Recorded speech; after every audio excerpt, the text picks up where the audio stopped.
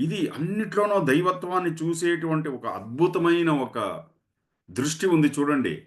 మన దేశంలో ఇది ఎన్నో వేల సంవత్సరాల నుంచి పాటిస్తున్నాం. ఈరోజు నిన్న మొన్నటిది కాదు ఇది. ఓకే. సో, నిన్నంతా దాని గురించి ప్రతి ఒక్క దాన్ని ఇది మనం దాని గురించి చర్చించుకున్నాం నిన్న. ఓకే. సో, ప్రేమ పైన ఆధారపడి నిలిచి ఉంది. దైవీ ప్రేమ పైన ఆధారపడి నిలిచి ఉంది మన సమాజము. హ్మ్. సో, మా గురువుగారు అదే మాట చెప్తారు. ఏమంటే, దేవతలు ఒకరినొకరు ప్రశంసించుకుంటారు.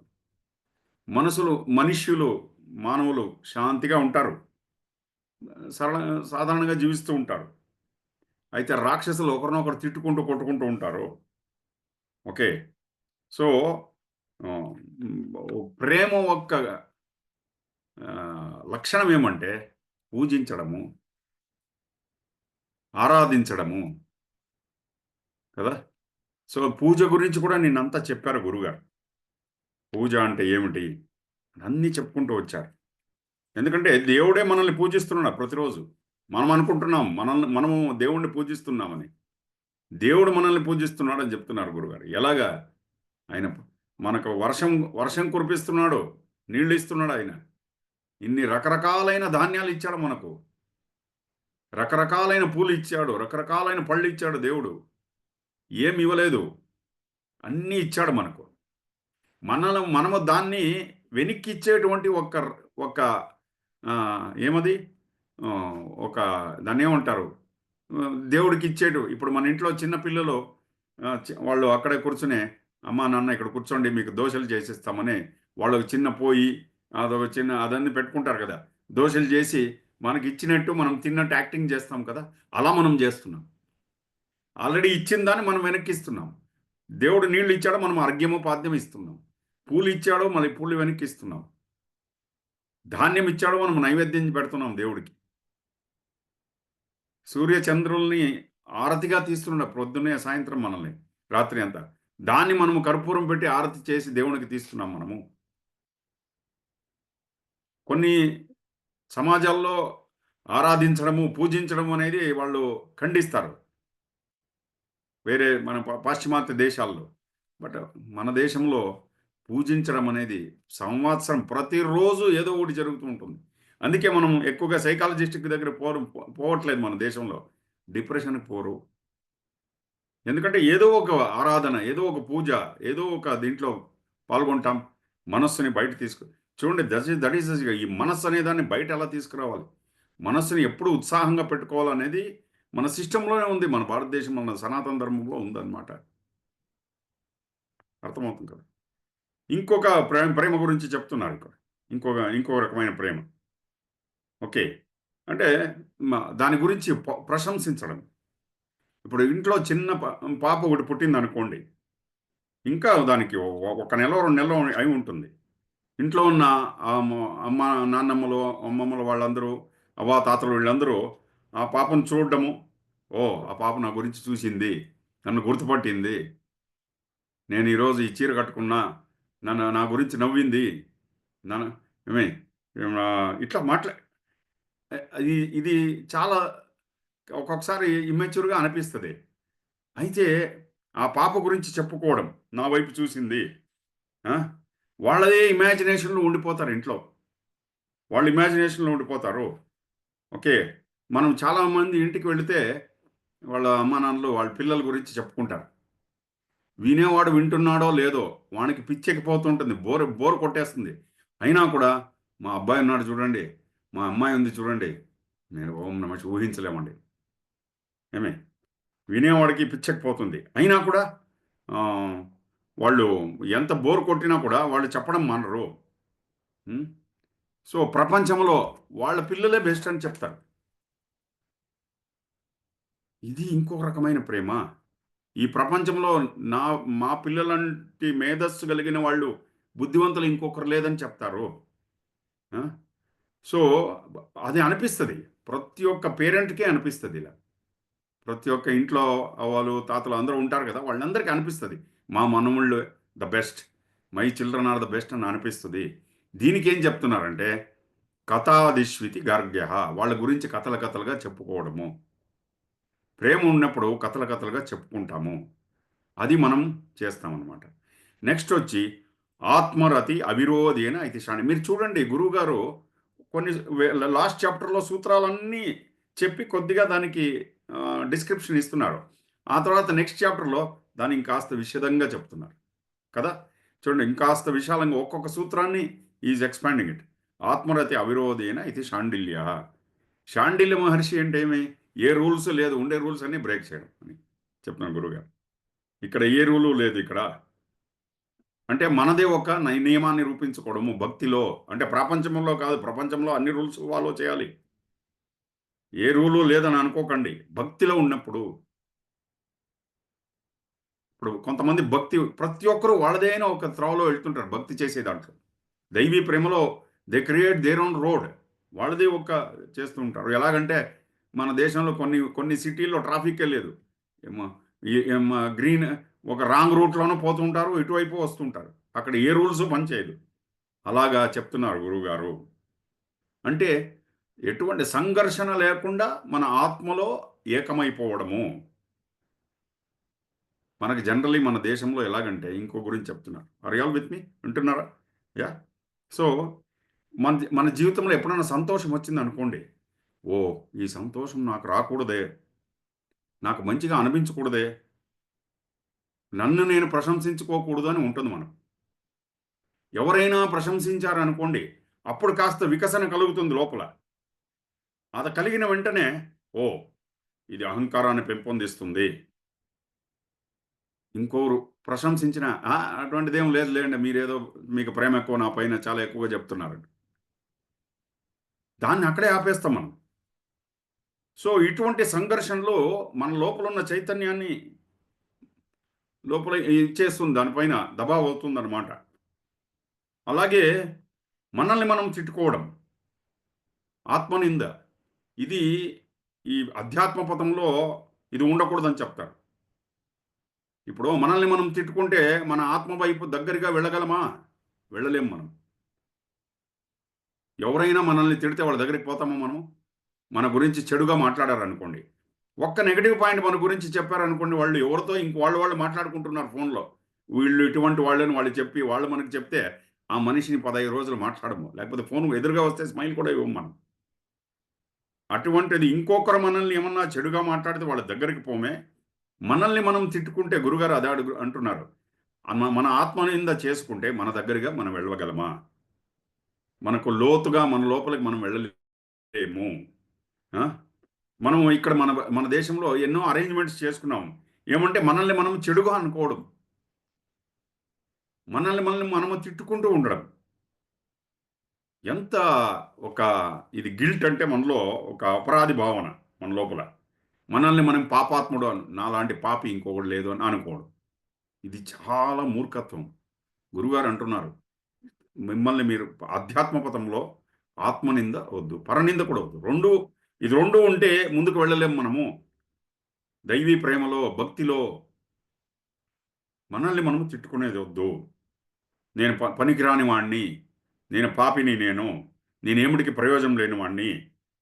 దీన్ని మనము చాలా వినయంగా అనుకుంటాం. వినయం పేరిట హ్యూమిలిటీ. వినయం పేరిట మనం ఏం చేస్తామంటే ఆ! ఇవన్నీ మనల్ని మనము అంటే ఇంకొక ఇండైరెక్ట్‌గా మన ఈ అహంకారాన్ని పెంచుకుంటున్నాం అని చెప్తున్నారు గురువుగారు. ఇండైరెక్ట్‌గా మనం ఏం చేస్తున్నామంటే మన అహంకారాన్ని పెంచుకుంటున్నాము. ఇది వినయము కాదు. ఓకే. మన మంచి గుణాల పేరుట, వినయం పేరుట మనమేం చేస్తున్నామంటే, మన చైతన్యం లోపలికి సంఘర్షణని ఫీడ్ చేస్తున్నాం. We are feeding conflict into your consciousness. Okay. ప్రేమ పేరిట, సేవ పేరిట ఓకే. మనలో మనమే సంఘర్షణ క్రియేట్ చేసుకుంటున్నాము. మనల్ని మనం తిట్టుకుంటూ మన చైతన్యం లోపలికి సంఘర్షణని ఫీడ్ చేసుకుంటున్నాము. ఎప్పుడు మనల్ని మనం తిట్టుకుంటూ ఉంటామో, అప్పుడు మనలో శాంతి అనేది రాదు. ఎప్పుడూ శాంతి అనేది మనలో కలగదనమాట. అప్పుడు లోతుగా ధ్యానం అనే ఒక అనుభవం అనేది రాదనమాట. అది గురువుగారు చెప్తున్నారు. ధ్యానం అనేది సిద్ధించదు మనకు.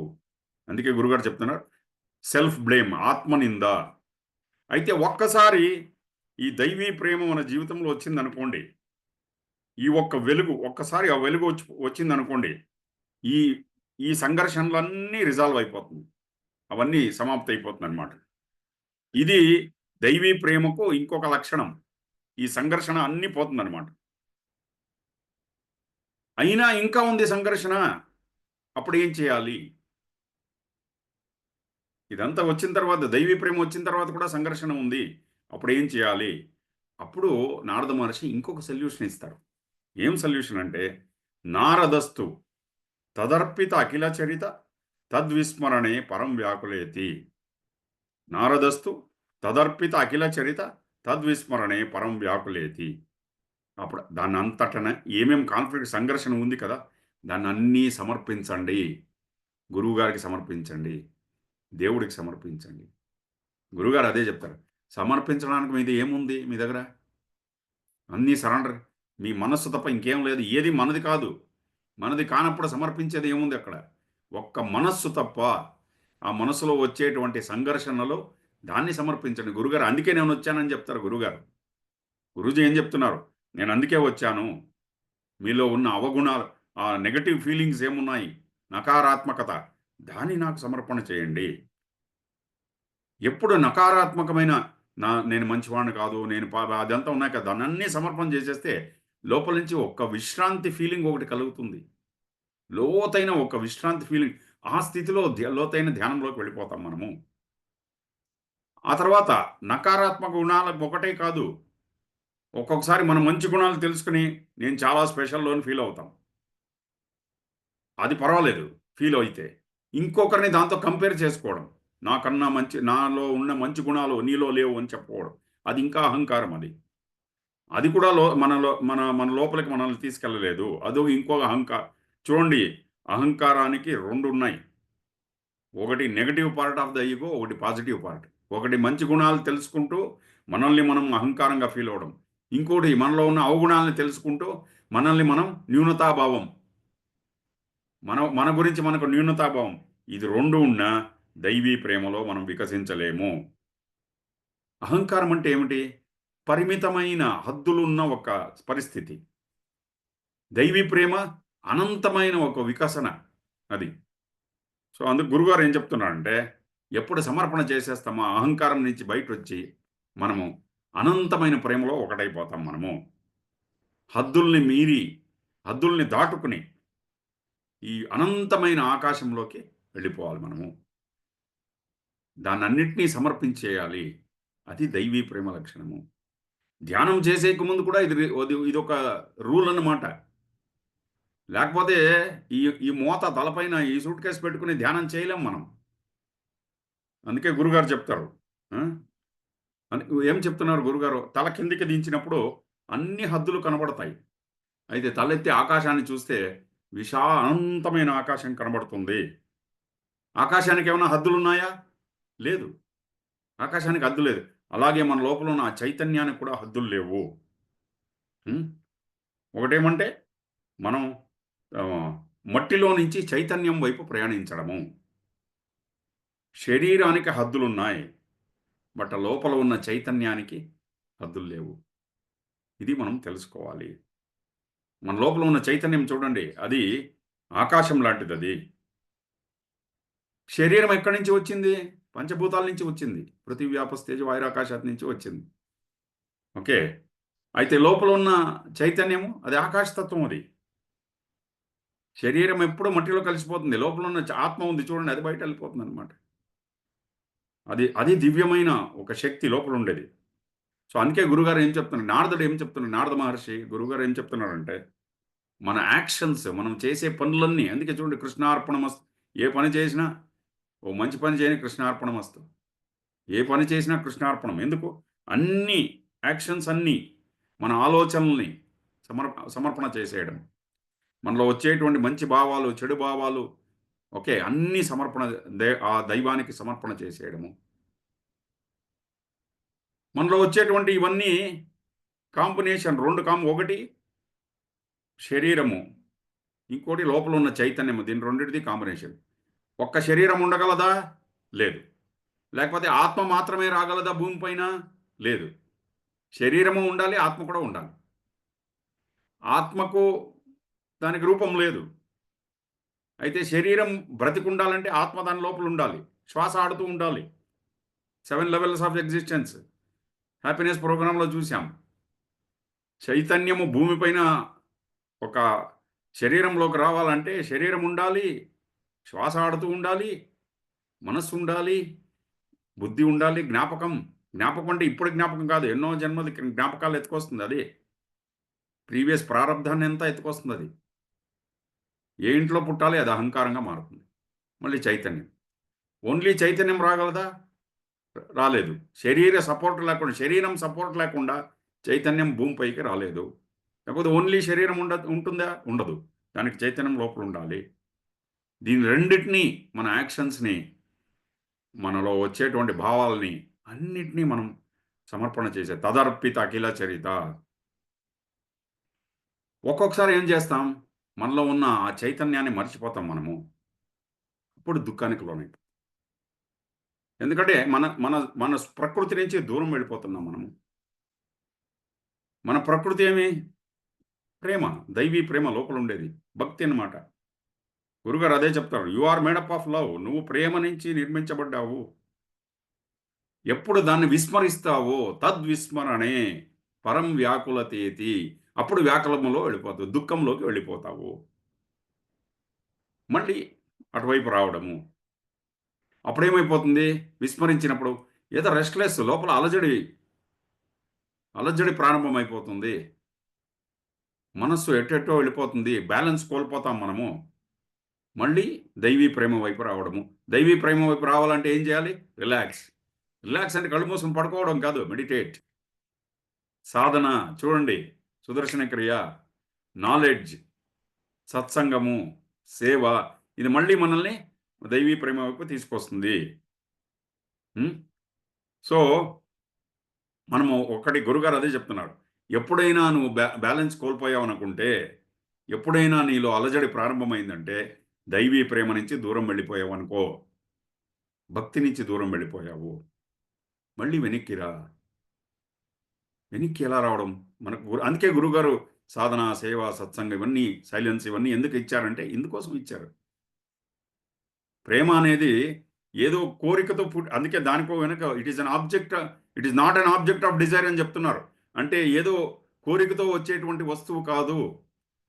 లోతైన విశ్రాంతితో వచ్చేటువంటిది ప్రేమ అనేది. దైవీ ప్రేమ. నేను మాట్లాడుతున్న ప్రేమ ప్రాపంచికమైన ప్రేమ కాదు. దైవీ ప్రేమ గురించి చెప్తున్నాను ఇప్పుడు. భక్తి గురించి చెప్తున్నాను. ఇప్పుడు అడగొచ్చు ఒక ప్రశ్న వస్తుంది. అందరూ వింటున్నారా? Are you all with me? Yeah! So, ఇప్పుడు క్వెషన్ అడుగుతారు. ఏమంటే, "అంతా బాగుందండి. మీరు చెప్పేది చాలా అద్భుతంగా వినబడుతోంది ఇవన్నీ. ఈ జ్ఞానం. ఇవన్నీ ప్రాక్టికల్‌లా మీరు చెప్పేది? ఇవన్నీ మా జీవితంలో మేము దీన్ని హ్మ్, అప్లై చేసుకోవచ్చా ఇవన్నీ? ఇవన్నీ చూస్తే ఎక్కడో చాలా బాగుంది. గాలిలో పోతుంది అన్నీ. ఇదన్నీ జరుగుతుందా?" అంటే అందుకే నారద మహర్షి చెప్తారు. యెస్. యెస్. పాజిబుల్. అవుతుంది. మనలాంటి వాళ్ళకే చెప్పారు. అదే చెప్తున్నాడది. యథా వ్రజ గోపికానాం. గోపికా స్త్రీలు చేశారంటే డెఫినిట్‌గా మనకు అవుతుంది అని చెప్తున్నారు నారద మహర్షి. ఎలా? గోపికా స్త్రీలేమి పెద్ద సాధకులేమి కాదు. మామూలు గృహిణి, హౌస్ హోల్డర్ ఇంట్లో ఉన్నారు. అబ్బో! వాళ్ళందరూ పాపం మామూలు స్త్రీలు వాళ్ళందరూ. ఓకే. పెద్ద విద్వాంసులు కాదు. పెద్ద బుద్ధివంతులు కూడా కాదు వాళ్ళు. ఓకే. పెద్ద పెద్ద చేయలేదు. పెద్ద తపస్సు మామూలు ఒక సాధారణమైన గృహిణిలు వాళ్ళందరూ. వాళ్ళు చేశారంటే డెఫినిట్‌గా మనకు అవుతుంది. అందుకే ఇది ప్రాక్టికల్ అని చెప్తున్నారు గురుగారు. హ్మ్. సో, అందుకే లేచి కూర్చోండి. మిమ్మల్ని మీరు తక్కువగా అంచనా వేసుకోకండి. ఆ! సో, మీ మీ ప్రేమ ఉంది కదా! అది షరతులు లేని ప్రేమ. ఆ తర్వాత ఈ ప్రేమ ఈ బయట ఇటువంటి సిట్యుయేషన్ ఉంటే ఈ ప్రేమ వస్తుంది. ఇటువంటి మనుషులుంటే ఈ ప్రేమ వస్తుంది. అలా ఏం లేదు. ఎటువంటి పరిస్థితిలో కూడా. అందుకే భక్తుడనేవాడు ఎటువంటి పరిస్థితిలో కూడా లేచి కూర్చునేస్తాడు. ఒక దాన్నేమంటారు మనం లోటస్, కమలం పువ్వ అది ఎక్కడ వికసిస్తుంది? అదేం బిస్లరీ వాటర్‌లో వికసిస్తుందా? కాదు. కదా! ఎటువంటి పరిస్థితిలో కూడా ఆ ప్రేమ అనేది వచ్చేస్తుందనమాట. బయట వచ్చేస్తుందనమాట. ఆ! ఎంతసేపు పడతది? ఒక్క క్షణం. శ్వాస తీసుకొని వదిలేంత లోపలగా అంత టైం కూడా పట్టదు. ఒకసారి కళ్ళు మూసుకొని ఐయామ్ కనెక్టెడ్ అంటే అయిపోయిందక్కడికి. ఒక్కసారి. సో, ఇంకోటి ప్రేమ గురించి ఇంకాస్త లోతుగా వెళ్తున్నారు. గురువుగారు చూడండి చాలా విశ్లేషిస్తున్నారు. చాలా లోతుగా వెళ్లి విశ్లేషిస్తున్నారు. ప్రేమ అంటే ఏమిటి అనే దాని దైవీ ప్రేమ గురించి చెప్తున్నారు. ప్రేమ మరియు వ్యాపారము ఇది 2 విరుద్ధమైనది. విరుద్ధమైన స్వభావం రెండిటికి. ప్రేమలో ఏం చేస్తాం? ఎక్కువ ఇస్తాం, తక్కువ తీసుకుంటాం. ఇచ్చేది ఎక్కువ, తీసుకునేది చాలా తక్కువ. అయితే బిజినెస్‌లో వ్యాపారంలో తీసుకోవడం ఎక్కువ. ఇది 2 ఒ ఒ ఒకటితో ఒకటి వెళ్ళదు. వ్యాపారం అనేది బుద్ధికి సంబంధపడింది. హృదయానికి సంబంధపడింది కాదు. అయితే ప్రేమ హృదయానికి సంబంధపడింది. ఇది 2 విరుద్ధమైన తత్వాలు ఇవి 2. అందుకే గురుగారు ఏం చెప్తారంటే, హృదయముతో వ్యాపారం చేయకండి.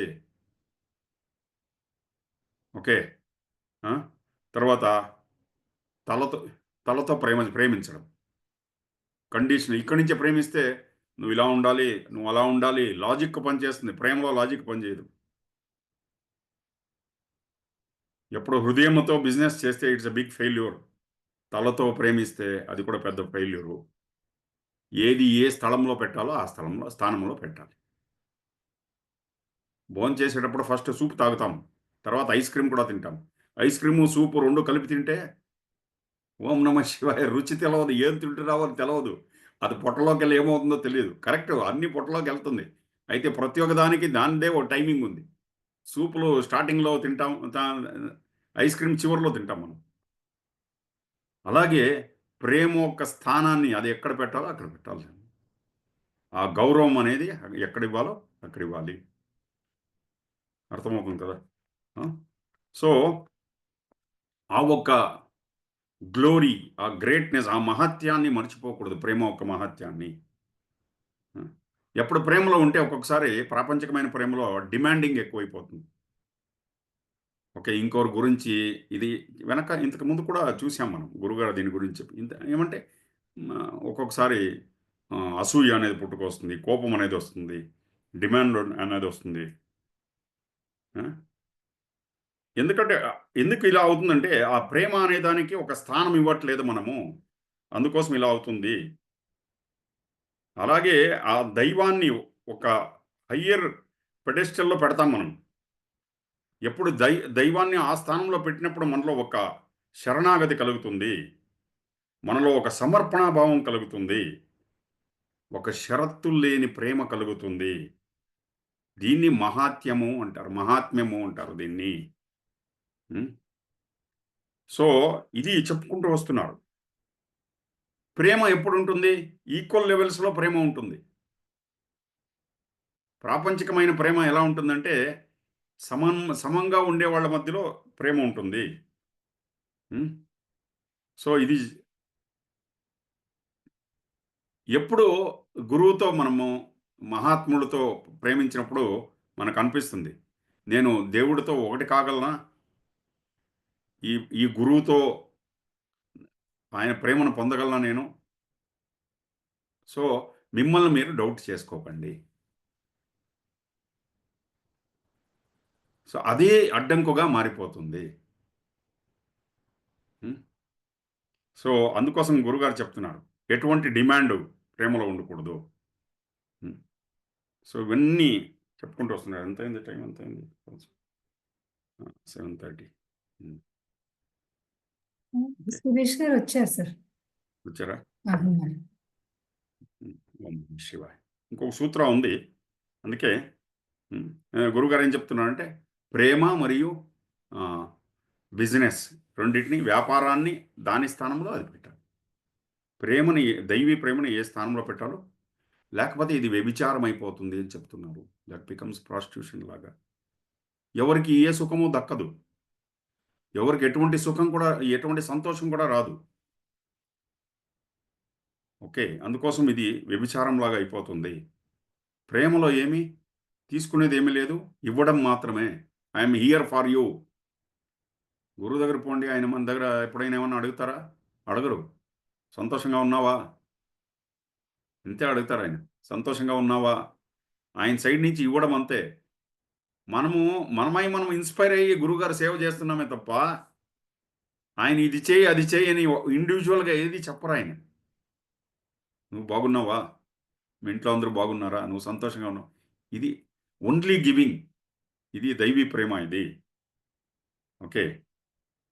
సో, ఈ రోజుకింత చాలండి. ఓం నమః శివాయ. Thank you very much. Thank you for listening. ఓం నమః శివాయ. సురేష్ గారు. జై గురుదేవ్ అండి. జై గురుదేవ్ సురేష్ గారు. ఎస్, ఎక్సలెంట్ అండి.